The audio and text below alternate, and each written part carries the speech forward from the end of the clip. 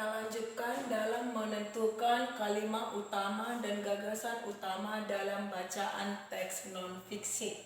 Nah, pada pertemuan sebelumnya Ibu sudah menjelaskan apa itu teks non-fiksi, yaitu teks yang dibuat sesuai dengan kenyataan yang ada, dia benar-benar terjadi. Nah, hari ini Ibu akan menjelaskan apa itu beda kalimat utama dengan gagasan utama ya.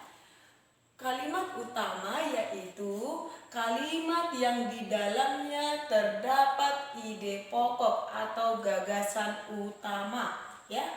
Biasanya letaknya kalimat utama itu bisa dia di awal, di akhir, dan juga di awal dan di akhir atau disebut sebagai campuran.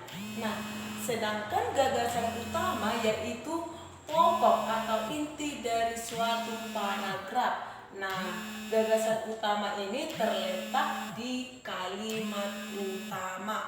Nah, agar lebih paham, nanti anak didik kami ada di sini bacaan yaitu mengenai hak sebagai warga negara Indonesia.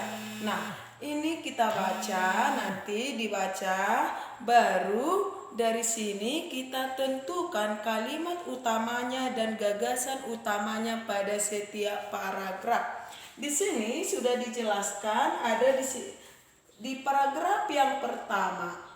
Kalimat utamanya apa, gagasan utamanya apa? Ibu baca dulu paragraf yang pertama. Hak sebagai warga negara Indonesia. Hak adalah sesuatu yang mutlak menjadi milik seseorang atau sesuatu yang seharusnya diterima seseorang. Hak warga negara Indonesia ditentukan dalam pasal-pasal Undang-Undang Dasar Negara Republik Indonesia tahun 1945. Berdasarkan ketentuan dalam Undang-Undang Dasar Negara Republik Indonesia tahun 1945, hak warga negara Indonesia banyak bentuknya.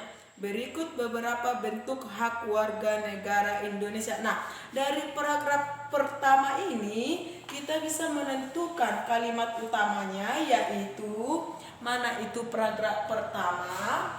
Paragraf pertamanya paragraf 1 atau pertama itu kalimat utamanya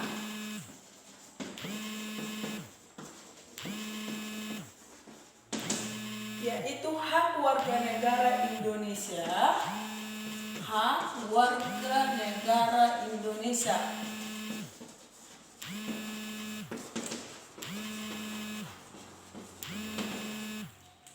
Banyak bentuknya.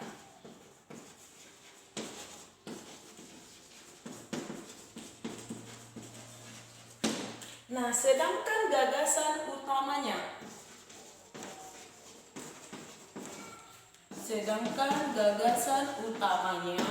Utamanya yang mana itu tadi disebutkan bahwa gagasan utama itu ada di dalam kalimat utamanya. Berarti gagasan utamanya yaitu hak warga negara Indonesia.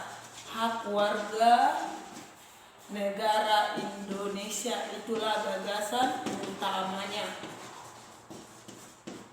Nah, kita lihat kalimat utamanya hak warga negara Indonesia banyak bentuknya.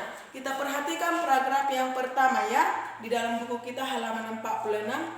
Hak warga negara Indonesia banyak bentuknya, berarti itu bisa kita lihat di akhir paragraf. Nah, setelah membaca kalimat utama, kita baca gagasan utamanya itu berada di kalimat utama yaitu hak warga negara Indonesia.